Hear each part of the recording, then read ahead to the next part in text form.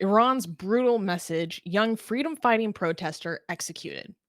In a stark illustration of Iran's brutal crackdown on dissent, 34-year-old Reza Rasaei was executed on August 6th for his alleged role in the death of an IRGC intelligence official during the 2022 anti-government protests. Rasaei, a member of the marginalized Kurdish and Yarsan communities, was arrested and sentenced to death in a case rife with controversy. Human rights organizations, including Amnesty International, condemned the execution, citing reports of torture and forced confessions. Eyewitnesses and sources close to Rasaei's family disputed the regime's accusations, claiming that he was not involved in the altercation that led to the official's death. The execution took place against a backdrop of ongoing tension between the Iranian government and protesters, with Rasaei reportedly joining a gathering where people chanted slogans like death to the child killing government and woman, life, freedom. Amnesty International stated that Rasaei's death sentence was handed down after an unfair trial based on forced confessions, highlighting the ongoing human rights crisis in Iran and the regime's harsh response to those who dare to challenge its authority. So, before I get into the nature of this case and why I wanted to talk about it, I wanted to give a little bit of background because a lot of people have joined this channel as subscribers recently, and they might not know about some of our history as a community and our involvement. So, for those who are not aware, Atheist Republic has channels and communities in multiple languages, and we have a giant channel called Jumhuri Bi Khodayan, which is Persian for Atheist Republic. And Armin is the host of that channel. And we have a giant community that is very active inside Iran, and also the Iranian diaspora. And in case people are not aware, there was a massive, massive uprising in Iran in 2022 following the death in custody, the murder of a young woman named Masa Amini for allegedly having improper hijab. And this caused the greatest popular uprising in the Islamic Republic's history. And more regime officials were killed in this uprising than in like 40 years, right? And so we were very, very active as a community in supporting our community, both inside Iran, our friends in the country, and also the movement at large, because it was in many ways a liberal secular movement towards throwing off the chains and oppression and occupation of an Islamic fascist regime. And we really threw ourselves behind supporting, this call for change among Iran's population. And Armin and I personally know so many people that were very deeply and personally affected by this in a way that we actually can't talk about publicly for their safety. And so, this was a huge, huge, huge, huge moment. And we talked about this a lot. And I really care about still highlighting the people that are continuing to experience the fallout for rising up against the Islamic Republic. Because a lot of people are like, oh, whatever happened to your revolution, whatever happened to this uprising, blah, blah, blah, like as if it was just a failure. And I don't want people to forget that there are still young people who are losing everything and sacrificing everything for the sake of wanting to liberate their country from this tyranny. And so that's part of why it's really important for me to keep an eye on this movement, right? Like there are hundreds of people who had their eyes purposefully and intentionally shot out by regime sources. And when asked about how they're now blinded, they go, I will give my eyes for freedom. I will give anything. I will give both my eyes if I can see freedom. Like that is really the spirit of this young generation of Iranians, and it needs to be highlighted and celebrated. And so it's really important to me that we don't pretend like it ended and that people aren't still dying because of it, right? So now let's talk about the case of Reza. So Reza is part of a Kurdish minority in Iran, and he's also part of a religious minority in Iran that is heavily persecuted. And so what happened, according to the sources, is that there was a ceremony that was being held for a religious figure within this community who was actually murdered by the regime in Sweden. And so they were having this ceremony to celebrate the life of this religious figure in their community. And the authorities, the regime authorities, were there discouraging them from doing this. And when people are this was in November. This was in November. So this is very, very shortly after, basically almost exactly a month after Masa Amini died, that this incident happened. So this is, you know, peak heat, like heat of the moment. And at this gathering, people start to chant anti regime slogans. And when they start to chant anti regime slogans, authorities come and start cracking down on people, beating people, I believe even shooting at people. And in response to that, one of these officials was basically taken by the crowd and beaten to death. And in response to this IRGC agent being murdered, the government was just looking to pin it on someone. And according to reports, they arrested arbitrarily a bunch of people. Reza was one of them for being at this gathering. Everyone insists that he wasn't involved.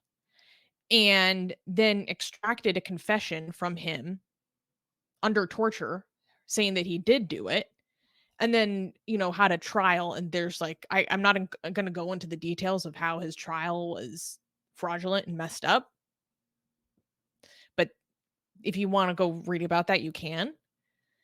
And then his death sentence was upheld despite all this evidence against it. And then he was recently executed because of it. Yeah, I mean, based on their own stand, like people in Iran, people who are even pro-regime, some pro-regime people are saying the standards of this execution doesn't even abide by their own laws. Like this is completely. They even admit how full of errors this whole case has been. They have some brutal standards, but when it comes to execution, they even don't meet their own standard, the limitations of their own standards. They just violate their own rules, which is insane. So, Armin, in the Persian sphere, in the Farsi speaking sphere, what kind of reactions have you been seeing to this? So there I have seen a lot of reactions, but I also here's actually I'm glad you asked that, right? They wait for these executions sometimes for what they sometimes it seems like they do it when some other big news is happening so that they could cover it under that, right? So every time we have like and it works, like a lot of people in Iran are now talking about potential war between Israel and the Islamic Republic. And it seems like whenever people, I don't know if this is true or not, but it just seems like whenever people are so focused on another news, they do some of these executions.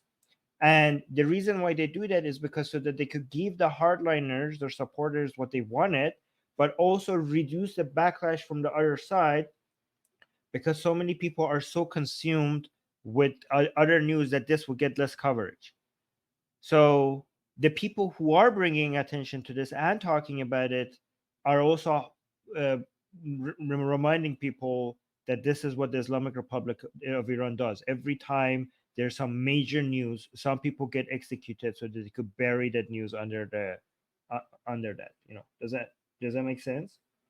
Oh, completely. And to that point, D, our lovely editor, and by the way, I want to just give a public shout out of massive appreciation for D because she's just been, I mean, she's always been a rock star, but behind the scenes, she's been a particular rock star lately. And so I just want to publicly celebrate that. Everyone say thank you, D. She's amazing. Vital part of our community. So shouts out to her. Anyways, and this is case A about why she's so important because she's making this point that also needs to be highlighted. Because Dolly was asking, why does the IRGC keep executing people occasionally? This is brutal. Well, the thing is, Dolly, it's not occasionally. Dee is highlighting they are on a killing spree. The stats are crazy. And to that point, she told me personally to highlight this fact. Thank you, Dee. Here's example. Reported on August 7th, 4 days ago. The Islamic Republic, already one of the world's leading executioners, is significantly ramping up its execution of prisoners a in a deeply disturbing surge in hangings that have seen at least 33 individuals unlawfully executed in the last 24 hours.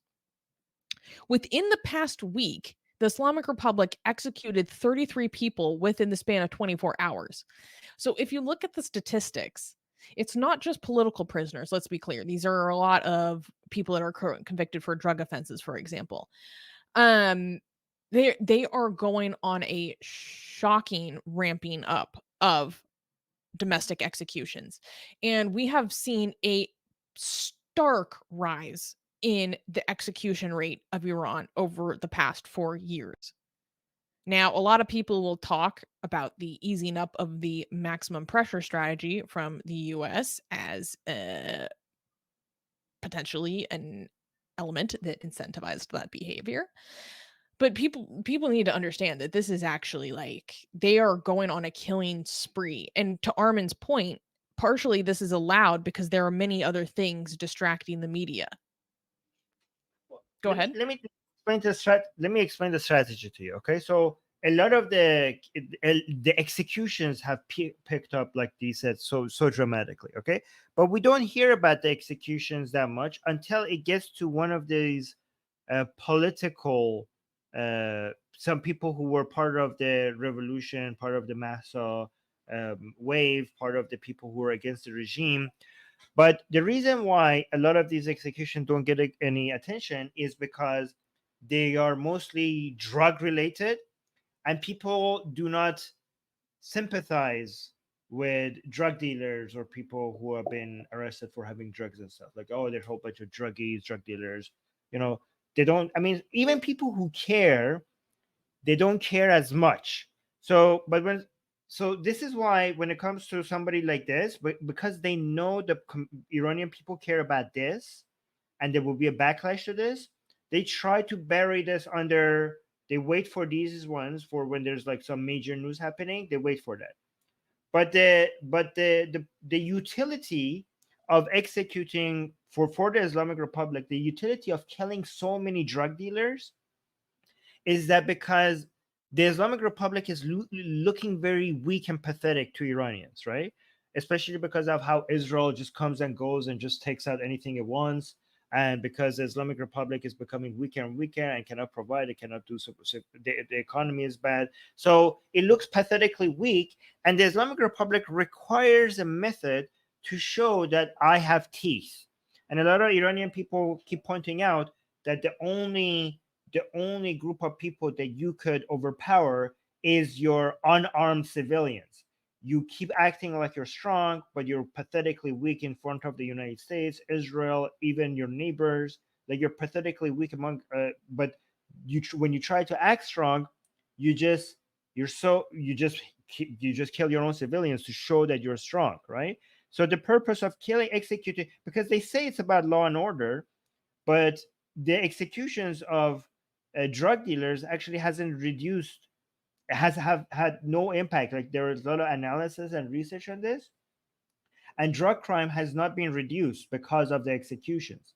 But they're not doing the executions to reduce drug crimes. They're doing the executions to remind the Iranian people that I am a monster that you need to be afraid of. Like I'm not afraid of executions. Like we are dangerous. Don't mess with us. Like yes, if Israel is coming and killing Ismail Haniyeh in Tehran, you might think like, oh, is Islamic Republic weak? Maybe they're so weak they cannot protect Ismail Haniyeh in the heart of Tehran. Don't think that. Don't let that give you ideas. Maybe I cannot do what I want to Israel, but I can do that to you. To you, I can execute in large numbers. If I could execute so many drug dealers in large numbers, then I can also execute political prisoners in large numbers. So it's a threat.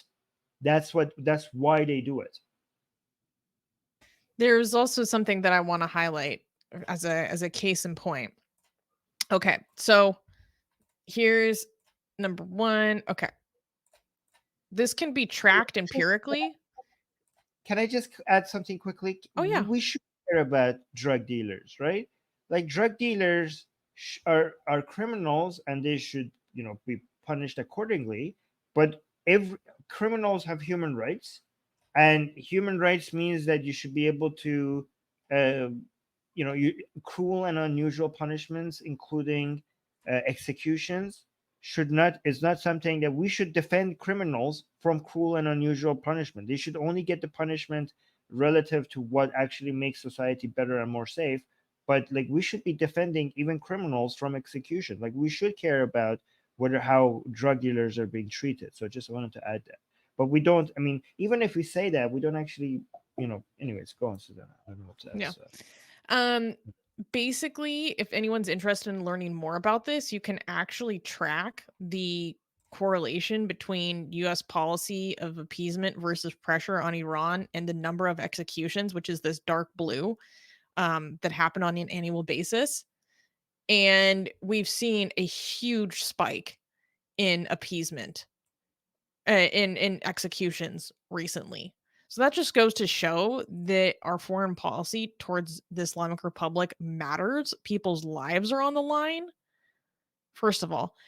Um, and also, it's not enough to just talk about these people and try to honor their legacy after they're dead. There's also many other, particularly men, who are being persecuted for the actions that they took, risked their lives during this uprising in 2022, largely for the sake of women's freedoms, but also for the sake of all Iranians who are still have their lives at risk. So I wanted to highlight one of these cases because you know how I just said that our attitude and pressure that we put on the regime matters? Well, here's an example of how we can make a difference. So there's another protester who is sentenced to execution, and we have to put public pressure on the regime to help save his life, because we have many examples of, a lot of people dismiss social media activism, but we have examples of this actually influencing the actions of the Iranian government. So one of these men is Mojahed Kur. I think that's how you pronounce his name.